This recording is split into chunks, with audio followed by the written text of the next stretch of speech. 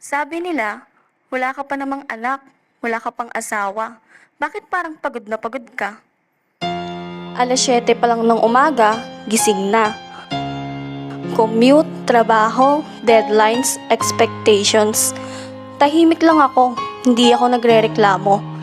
Kasi nga, wala naman akong binubuhay, di ba?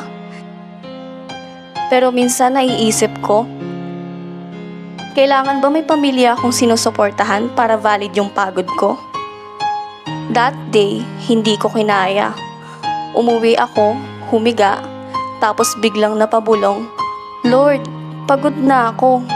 Sa totoo lang, hindi ko rin alam bakit. Wala namang bigla ang milagro, pero kinabukasan, mas magaan gumising. Parang may tahimik na paalala. Come to me, all you who are weary and burdened, and I will give you rest. Matthew 11 verse 28. At doon ko naalala, hindi pala kailangang may malaking dahilan para mapagod. At lalong hindi mo kailangang ipaliwanag lahat kay Lord para maunawaan niya. Parang sinabing, anak, gets ko yan. Kahit tahimik ka lang, ramdam ko yung bigat mo.